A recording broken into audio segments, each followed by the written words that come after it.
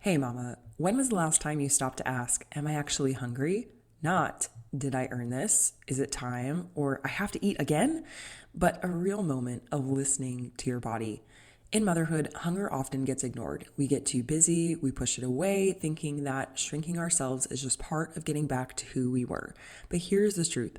Hunger is not a flaw. It is a God designed signal, and honoring it is part of taking care of the body He gave you. Today, I'm joined by Anna Marie Long, a registered dietitian, author of Nourished by Faith, and a brand new mom, to talk about what it means to truly nourish yourself in this season. You'll learn why so many moms lose their hunger cues and how to reconnect with them, the effects of ignoring hunger and signs you might be under eating, how to honor your hunger in motherhood so you can show up with steady energy, fewer crashes, better moods, and the strength to carry your toddler without feeling like you're falling apart by 4 p.m. You'll leave with a fresh perspective on how hunger, strength, and faith can work together and why your needs are not a burden, they are an invitation. So let's dive. Postpartum is hard. One second we feel like our bodies are miraculous, and the next we feel like we're a complete mess, out of touch with the strong, confident women we used to be, all while the fitness industry pressures us to bounce back as quickly as possible to a body that never looked like it was pregnant to begin with. That's why, whether we're 3 days postpartum or 3 years postpartum, we need the refreshing truth of gospel-focused fitness to give us energy for the physical challenges of motherhood, peace with our postpartum bodies, and kingdom-centered motivation to train for strength and stamina. So mama, whether you're sipping on cold coffee or folding 5-day-old laundry, I pray by listening every Monday, you become equipped, encouraged, and empowered for a strong motherhood, all for God's glory. This is the Strong Afterbirth podcast. Thanks for joining us. Anna Marie, thanks so much for coming on the Strong Afterbirth podcast. As a new mom to a new mom, welcome to the club. Thank you. I'm so glad to have you on the show to be talking with our listeners today about a topic that I think is often very overlooked because we've got hashtag better things to do than honor our hunger. But honoring our hunger, as we could totally agree, is very important. But I think that there's certain resistance that we can feel to that. And today I want to dive in, if you're okay with it, to that resistance, how we can overcome it, how we can have more energy as moms to be present, to be energized, and just at home in our bodies. So with that being said, can you introduce yourself to our audience? Who are you and what's God helping you do in this season? Yeah, so like you said, I'm Anna Marie Long. I am a registered dietitian and a certified eating disorder specialist and supervisor. I own a private practice in Austin, Texas, and it's currently me and one other dietitian. And we work almost exclusively with eating disorders, and we help people find food freedom and restore their relationships with food. And we do take a faith-based approach if that's something that somebody wants. And so we will pray with clients. We'll talk about how diet culture takes so many things that are talked about in the Bible out of context. We'll do all of that. And then I also recently co-wrote a book called Nourished by Faith. And it's basically what the Bible actually says about food and body image. And it's free from diet culture. I actually wrote the majority of the book while I was pregnant. Nice. And now it's currently released. And hopefully it's helping a lot of people just to really see like, okay, this is what the Bible really says about food and body image. And in this season, God is calling me to be a mom full time and to work also full time. And I'm tired, but I feel like that's new motherhood. So yeah, that's kind of where I'm at right now. Awesome. Now you graduated, registered dietitian as a master's, correct? So it does now. Okay. And I do have a master's, but when I got my RD, it wasn't required. So I was technically grandfathered in, but I do have a master's now. And now to sit for the RD exam, you do have to have a master's. Cool. Okay. So you got that, but did you also add, I'm curious why you took that route of like eating disorders, because I feel like I've heard that so commonly with people who have either their bachelor's in nutrition sciences or master's. They like take this turn where they're like, yeah, that stuff is great, but I don't want anything to do with diet culture. So hmm How did you get there? Yeah. So, I mean, I kind of got there through all the diet culture routes. Like, I didn't know what I wanted to do when I was in college, and I was spending all my free time Googling certain things about food and spending a lot of time on calorie counting apps that I'm not going to name. Mm, Um, and I realized, oh, I can major in this. And mm, then the more that I started to learn about nutrition and what our body needs, like, oh, wait, actually, like calorie counting and like looking into all of this stuff, like, is not helpful. mm, And just like letting the Lord into that process um, and saying, like, no, there's no good foods and bad foods. Like, mm, food is just food, food is energy, it's fuel. This is what your body needs. And it's such a blessing that, God gave us taste buds. Like, he mm, gave us food to enjoy. mm, And so that was kind of like my journey in college. And I learned about intuitive eating in college and read the book in probably like a week. I was like, oh, well, mm, I can do this. And now that I've read this book, I'm going to be a quote unquote perfect intuitive eater, which, mm, of anybody that's tried that, it doesn't work. mm, Um, so you kind of have to do your own work because intuitive eating is a process. mm. And it takes time to relearn, what it looks like to listen to your hunger cues and to unlearn all of these diet culture beliefs that certain foods are good and certain foods are bad. Yeah. But yeah, that's kind of how I got into the dietetics field. Yeah, thanks for sharing that. And that's like such a common theme that I hear from people who I have on the podcast. It's like they discovered this problem and they were like, yeah, this isn't the right way based on science and based on Mhm. how God designed our bodies. And they kind of redeem the heck out of it, as I like to say, or kind of flip the script on it. For our topic today, and you had mentioned this, what was your relationship like with your hunger signals before you started diving into intuitive eating? Yeah, so really before I discovered intuitive eating, I'd never really thought much about hunger signals. Like, Mm-hmm. of course, we all get hungry. So it was like, oh yeah, like, I need to eat regularly and eat 3 meals a day. And like that was just very normal. Mm-hmm. But I never really thought that much about it.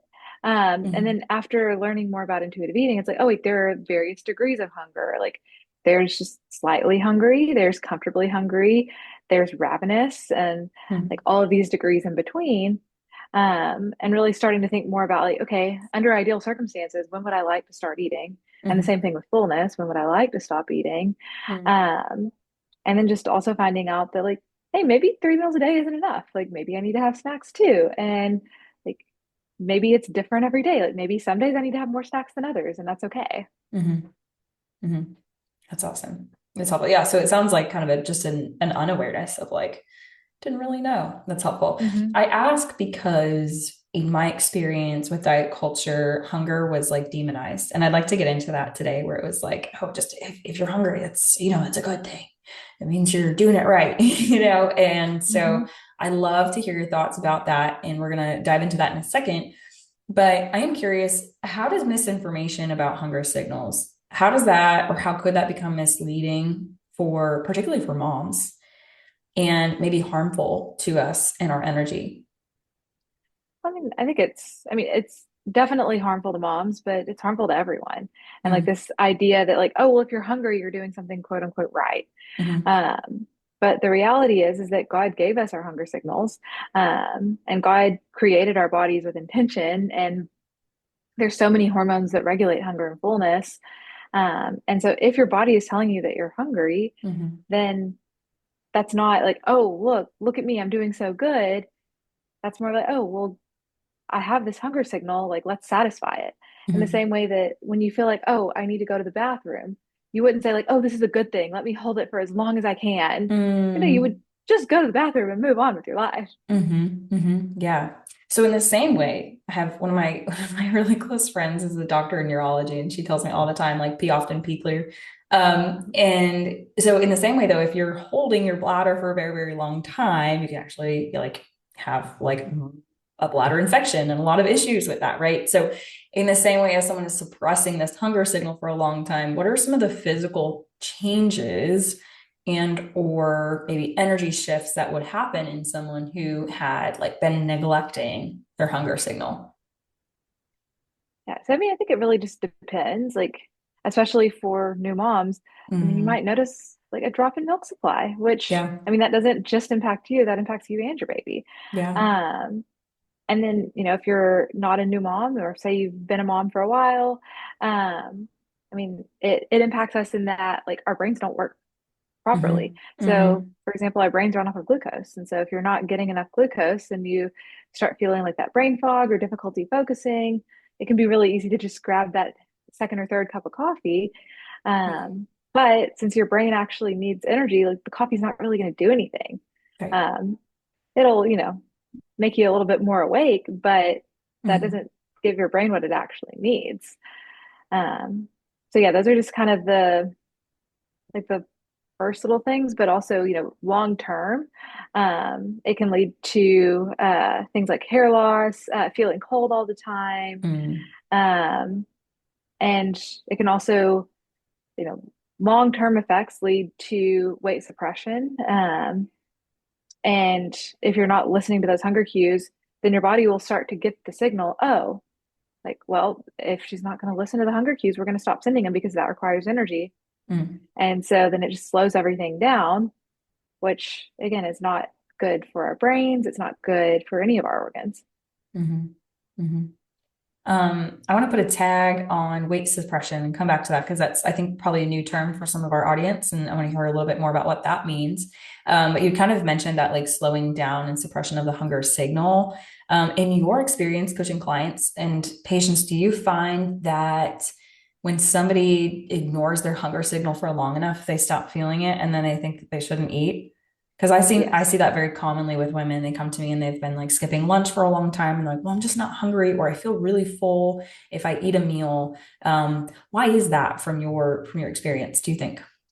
Yeah. So that's super, super common. Hmm. So what happens is your body sending you a hunger signal requires energy. And Hmm. if you're not giving your body enough energy, then your cells get the point. Now, like, okay, well, I guess we have to slow things down. So say Hmm. you've been skipping lunch for a while, then your body's like, okay, well, what you had for breakfast, well, we're not going to have another meal until like 6 p.m. So we've got to make this last. So Hmm. it slows things down so Hmm. that it's essentially adapting. It's a survival mechanism that, Hmm. praise God, we have those survival mechanisms because if not, we would die of starvation. Hmm. Um, but it slows things down and says, okay, we're going to make breakfast last until 6 p.m. And so, Hmm. over time, if you're skipping lunch, like, yeah, you won't be hungry for lunch, but that doesn't mean that your body doesn't need that energy. That just means that, hey, you slowed things down because you're Hmm. not honoring what your body actually needs. And Yeah. in the same way that things slow down, they can also speed back up. Hmm. So, like in that example of skipping lunch, um, if you start reintroducing lunch, then your body will be like, oh, we're getting the energy that we need. Hmm. Well, let's use breakfast so that we can actually, feel those hunger signals as lunch is coming around. Hmm. Hmm. That's good. Yeah. And it's so crazy too. I don't know if you've experienced this when I encourage my clients to eat more and eat often and eat regularly. They're like, why am I so much more hungry now? Like I'm eating more food. I'm like, that's because your metabolism is going in a good clip. Like it's taking the food, Yes. digesting it and using it. And they're like, hey, I'm actually pooping once a day now. I'm like, this Yep. is great. Sometimes twice a day. This is awesome. And so that's good. Let's circle back to that term weight suppression. This is a relatively Mhm. new term for me, so I'd love for you to unpack that. What does that mean? Yeah. So the way that God created our bodies, He created bodies to have diversity, right? So we're not all supposed to be like this certain size, Mm. um, despite what the medical system or Google might say. We're Hmm. not all supposed to be like the exact same size. There's supposed to be some variation. So where your weight wants to be, if you're not manipulating it by restricting or by overeating. If you're just eating according to hunger and moving on, not thinking about it, then your weight's going to settle, right? Like if you're just paying attention to hunger signals, your weight's going to settle where it wants to be and you're not going to gain or lose. You're just going to stay somewhere for the most part. Now, there are, of course, things that can change it over time, but for the most part, you'll stay at one spot. And so if you're ignoring hunger signals for a long time and your body is at that weight suppressed state, that just means that you're below where God created your body to be in this season. Mhm. Um, and again, bodies come in all different shapes and sizes.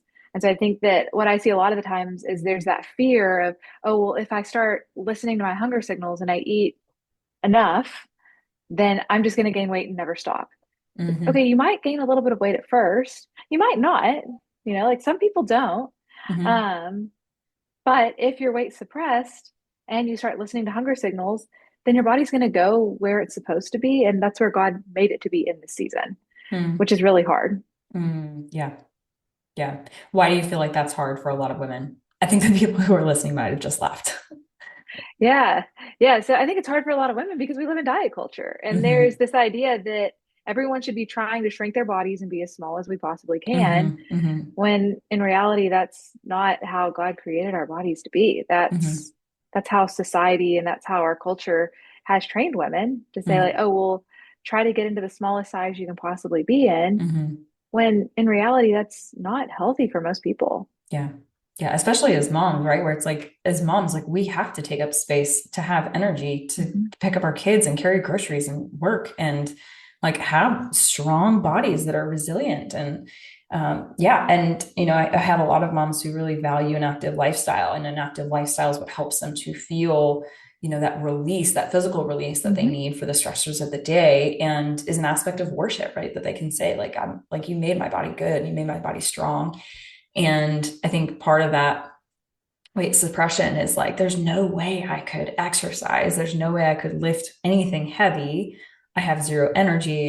Don't have Mhm. muscle. And it's just like this really negative cycle. And I see on the other side of that, when women break up with that cycle and they say, it's okay for me to take up space. It's okay for my body to be a Mhm. heavier weight, and acknowledging I can be healthier at a heavier weight too, I think is an amazing benefit of that. Thanks for breaking that down. I think it's helpful whenever there's terms out there to like DTR to find the relationship with the terms. Mhm. But I am curious, what are some myths, maybe specifically if anything comes to mind for you, that surround hunger signals? What are some things that diet culture projects at us? What are some things we hear along the way? What are some things you hear from clients and patients as far as like myths or things that may be a misconception about hunger? So I think really the biggest one is that if you're hungry all the time, then you're doing something quote unquote right. Mm-hmm. Um, when kind of going back to how God gave us these hunger signals, like if we're listening to our bodies and we're honoring our hunger signals in the same way that we honor other biological cues, like going to the bathroom, then like you wouldn't be hungry all the time, Yeah. right? Like, yeah, you would be hungry sometimes because that's how your body says, like, hey, you need to eat, but Mm-hmm. you wouldn't just be sitting in that hunger. Mm-hmm. And I think that that's probably one of the biggest misconceptions Yeah. that the diet culture sends us, but also just all of the misinformation that you see postpartum of like, Mm-hmm. quote unquote, lose the baby weight, which Mm-hmm. I see all the time on my own social media. And I So think that right. yeah, it's really unhelpful. Yeah. When in reality, it's like, you are a new mom and, if you're taking care of a baby, whether you're breastfeeding, formula feeding, doesn't matter. Like you're taking care of another human being and Mm-hmm. you need to be fully present. You need to be fully there. And if you're hungry, you're just not. Yeah. Yeah. That's very true. That's very true. I think there's like an aspect of um distraction, right? Where Mhm. it's like that. Another aspect that I see moms struggle with, and I've caught myself in the cycle before, whereas like I'll feel a hunger signal, I'll notice the hunger signal, and I'll be like, I'll eat it in a few minutes. I'm gonna finish this laundry. Yes. And then the hunger signal's gone. And then I forget that I was hungry. And then 2 hours later, my body's like, why are we feeling dead inside? And it's like, oh yeah, Uh-huh. I actually never stopped to eat. So what do you think is like the root there of the like busyness versus pausing to eat? Mhm. I think it's a lot of like the kind of hustle culture mindset. And there's this Mm-hmm. idea that, as moms, we need to have a clean and tidy house and have everything Mm-hmm. together. Mm-hmm. And for most people, for especially, I'll be the first to say that this is for me. Like my house is not clean and tidy and in order. Like Mm-hmm. it's just not. Mm-hmm. And there's this idea that like, oh well, I have to get all of these things done first before I can sit down and eat Yeah. and like allow myself to do something that I need to do. Mm-hmm. And that's just not helpful. Yeah. But I think for that mom that is, finding herself doing tasks like, oh, let me finish the laundry and then I'll eat, and then you forget to eat. Hmm. Maybe setting snacks around the house. So, Hmm. like, for example, um, my baby sometimes takes a really long time to nurse. And I found it really helpful to have a little bin of snacks right by my nursing chair. And Hmm. then that way, if I'm sitting there nursing him and I notice, like, oh, I'm hungry, but Hmm. we might be sitting here for another 30 to 45 minutes, Hmm. well, I have my snacks already. And I Hmm. can just, like, if I'm holding them with one arm, they're like easy to grab snacks that I can just, Right. like, okay, I'll just grab this. And like, I have what my body needs and I don't even have to get up. That's a great practical tip. Yeah, I love that. Love that. It's funny, those like initial years, not years, those initial months of nursing are like so long. And I just remember sitting down and be like, here for the long haul. You like Uh-huh. get comfy. So yeah, I love that idea of having snacks there. And you just to still enjoy the moment. You don't feel like you're, wanting to be somewhere else when you are with your baby because those times are so special. So I think that's really good. Yeah, and I think that we touched on this, so we don't really have to touch on it too much, but how would you say is like the specific way that diet culture plays into some of those thoughts or fears? Like, how does diet culture speak into that? And why? Like, why do you think it's so pervasive for hunger to be ignored by women? Well, I think that like diet culture and culture are kind of intermixed. Yeah. And there's this idea that, like, as a mom, you have to have everything together. And like, kind of Hmm. like Hmm. I was saying earlier, like your house has to be spick and span, Yeah. and your baby has to, just be perfect, and you have to have all of your laundry folded and put away, and Yeah. all of your dishes like done and taken care of.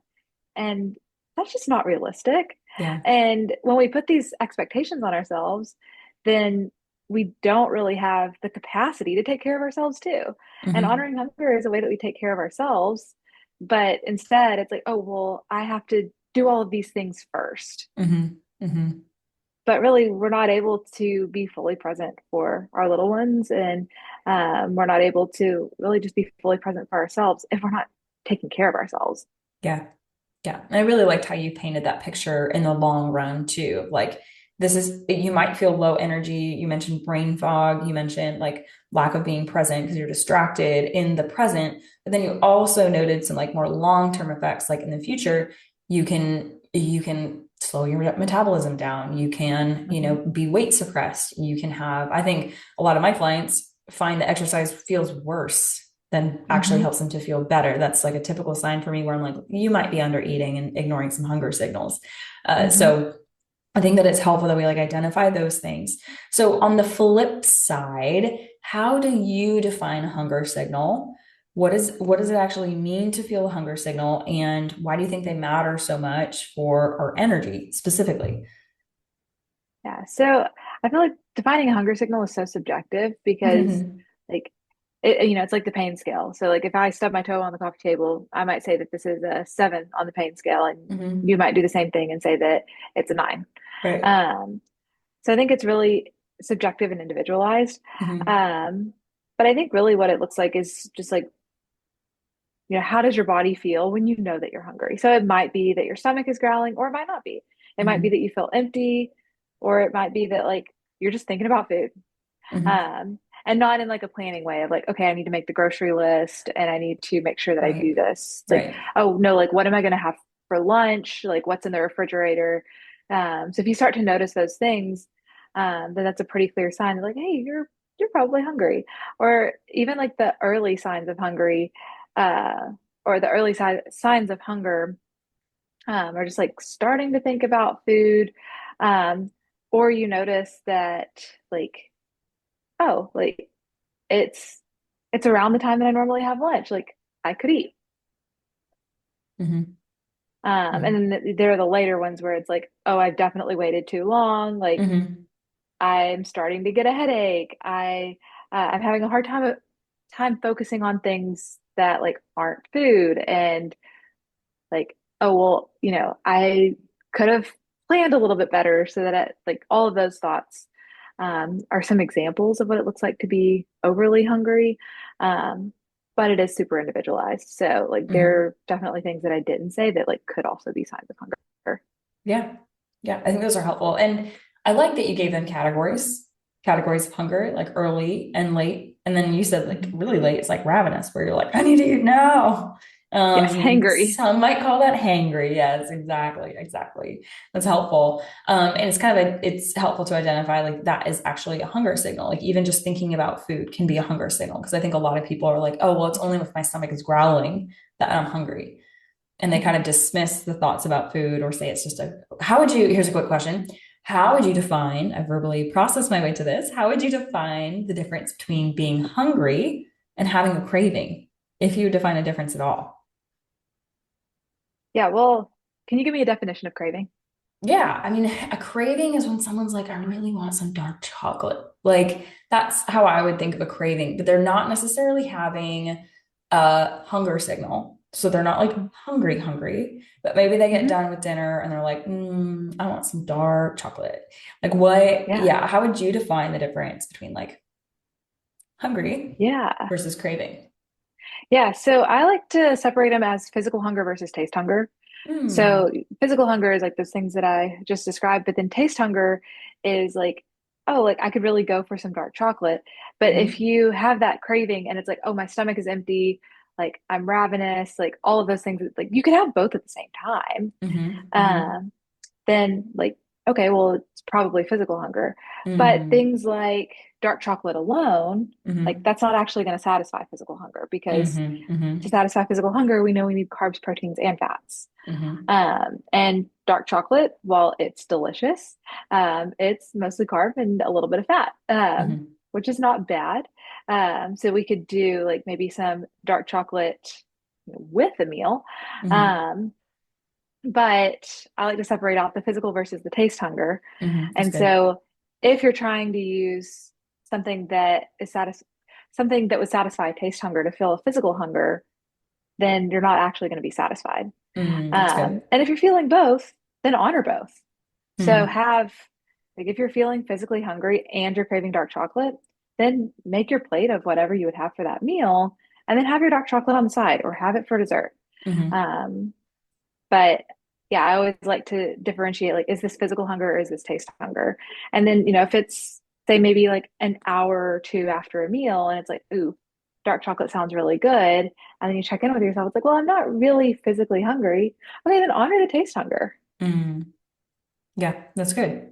I've heard it said, and I often think this, is that when you have those specific taste hungers that your body is missing a micronutrient or like craving something from a meal that wasn't there. And do you agree with that? Do you find that to be true at all? Do you think more of those like taste signals are based on like outward influences or inward influences? I mean, I think it could be the case that you were missing something in a meal. Mm, So like with dark chocolate specifically, like it could be that, maybe your meal didn't have quite enough carbs. And mm, so then you need them. mm, But it could also just be that, like, hey, you just really like the taste of dark chocolate. mm, And like, as long as you're fueling your body enough and you're not in that like overly hungry state all the time, mm, then like, okay, have some dark chocolate. Like, yeah, so it very well could be that you didn't get enough of something. But it could also be that you just want dark chocolate and it's just that simple. yeah, yeah, that's good. That's good. So what is a healthy response to a hunger signal for a mom? Yeah, so for anyone, the healthy response is to honor it, Mm, and let yourself have whatever you're hungry for. Um, and then when responding to the hunger signal, also respond to the fullness signal and, mm, slow down, stop when you're done eating. But I will say that it's really hard to respond to the fullness signal if the hunger signal has been prolonged for a really long time. So, mm, like, if you're ravenously hungry, most of the time we eat really fast because it feels more urgent, or mm, maybe we just don't have as much time to sit down and like slowly enjoy a meal. And mm, so it's hard to know when you're feeling full. And in the same way that hunger has those varying degrees, so does fullness. mm, Um, so if we let ourselves get overly hungry, it's really hard to tune in to what like subtle fullness or comfortable fullness feels like before we're just like so stuffed and we feel sick. mm, So I think the best response to a hunger signal is to just honor it. And if mm, you notice that you've gotten to that place where you're overly hungry, pause, slow down, maybe take a deep breath, and then let yourself mm, have the meal, but try to slow down as much as you can. so that Hmm. you're not getting to that overstuffed state. Hmm. Hmm. It's so funny. Like diet culture doesn't talk about fullness Hmm. or satisfaction. That's another thing Hmm. that I read a book called French Kids Eat Everything. That Oh, was really helpful. I actually really you might enjoy it. There's certain things where I'm like, I will leave that here, but there was many things that I could pick up and just really change the way because French culture absolutely loves food. They're like hmm. massive on food Oh yeah. and enjoying food and finding foods that are really satisfying. And in France, they don't say, I'm feeling full. They say, I'm satisfied. And we now use that same language at our table because I want my son to be like, oh, eat till you're stuffed or full. I don't want him to hear that from us. I want him to hear that, like, that was a really satisfying meal. Or like, hey, but are you feeling satisfied or do you want more? And changing the language around that for us was really helpful. But I find it interesting that diet culture doesn't talk about fullness signals a whole lot, right? Like you don't Right. hear, are you feeling full? Are you feeling overly full? And so I think that that's really helpful. And so that kind of ties into the next question that I have. If someone is hearing this and they're like, all right, Anna Marie, I get it. I need to listen to my hunger signals. I need to honor them. This is good. This will help me have more energy, but I don't want to gain weight. What comfort or advice, science, data, whatever you want to throw, Bible verses, what advice would you give for that woman who is scared to honor her hunger signals because she's concerned that she'll gain weight? So I feel like that is probably the most common fear of like, Mm-hmm. okay, if I listen to my body, then I'm definitely going to gain weight. Um, and the reality is that like maybe you will, maybe you won't. We don't Mm-hmm. know. But I think just trusting in the Lord and trusting that like He made my body, and Mm-hmm. if listening to the hunger signals that He's given me means that I'm going to gain weight, then maybe I needed to gain weight. Mm, Maybe yeah. my maybe I was weight suppressed. Maybe my body is not where it needs to be in this season. Mm-hmm. And so I think really just prayerfully considering it and Mm-hmm. taking that to the Lord of like, okay, this is a real fear because we live in diet culture and we live in this society that says, oh, well, your body should be as small as it possibly can be. Mm-hmm. But the reality is that most bodies aren't made to be as small as they possibly can be. Mm-hmm. Yeah. But I think taking that to the Lord, but also just taking that comfort in the Psalms of the being fearfully and wonderfully made, and knowing that when God made your body, He didn't make mistakes, and He didn't say, "Oh, well, I'm going to create this body to be good and this body to be bad." Like, there's no morality in the way that our bodies are created. Mm-hmm. And when God created us, in Genesis, He created everything else, and then He created humans. And He said, when He created animals, when He created the land, and when He created everything, He said it was good. But then when He created humans, He said that we were very good. And so just taking that, like, God has called us very good. And Mm-hmm. He didn't say, even after the fall, when Eve ate the fruit and God came in Genesis 3 and told us what was going to happen, he didn't say like, okay, well now your body is bad, Mm-hmm. right? Like he did say that we would have pain in childbirth, but he didn't say that like, oh, some bodies are going to be bad now, Mm-hmm. Mm-hmm. right? So just remembering that God made us and he called us very good. Mm-hmm. It's good. Yeah, that's really good. And I like how you gave that, like, what if? Like, what if it is true? But also, like, what if the weight you gain is from muscle? Or like, what if the weight you gain is from more hydrated body that has more energy, right? Like, what if it works out in our favor to gain Mm-hmm. weight? And I think that that is such a powerful perspective shift, especially for us as moms who desperately need more energy and are thriving on little sleep and a high. I was looking through a client's like health data the other day, and she's saying, "Yeah, I just really need to exercise more." But I was looking at her step count. Her average step count was like 12 to 15,000 steps a day. I was like, I can't see this and honestly say that you need to move more. Like, I think we might need to be eating more to nourish this movement because you're doing so, so much. So I think that's really a powerful perspective to kind of end on. Um, Any other words of encouragement you would give for someone who has that concern or has been maybe uh, ignoring hunger signals for some time? Yeah. So I think this is kind of just the biggest takeaway, just not only from my book, but from also just working one on one with people is letting the Lord in. Because Hmm. I think that so often, we have this idea in our heads that, like, okay, if I pray about this, like, this is just too vain, or like, Hmm. I shouldn't be bringing this to the Lord. I need to bring my like actual struggles to Him. It's like, no, Hmm. like this is an actual struggle, and Hmm. we're called to pray without ceasing. Hmm. And God asks us to let Him into that struggle.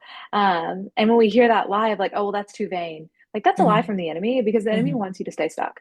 The enemy wants you to stay in this mindset of, oh, well, my body isn't to be trusted, or oh, Hmm. I need to not gain weight. Um, and so I think really the biggest takeaway is, if somebody hears this and they pray one more time, then I'll be happy. That's Um, good. and just like praying and letting the Lord in, and like not holding back. Hmm. Because I mean, He already knows our struggles, He knows all of our thoughts, but we're still called to bring them to Him. Hmm. That's good.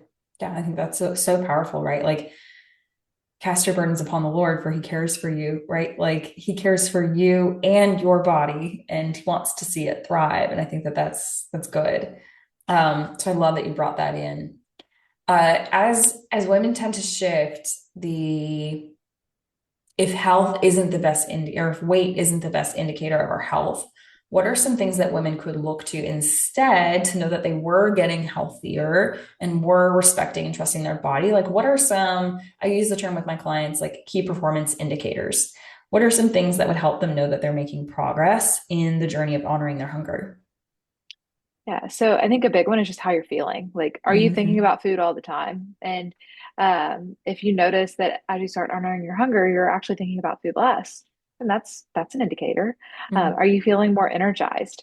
Are you able to use that energy to spend more time with the Lord, or to spend more time with your kids? Yeah. Um, and so looking at the indicators of just how you're feeling, um, and like, do you actually feel better? Hmm. 'Cause I think so often when, like you were saying, when people start eating more, then they're like, oh, well, I'm actually hungry a lot more. And it's like, that's Hmm. great.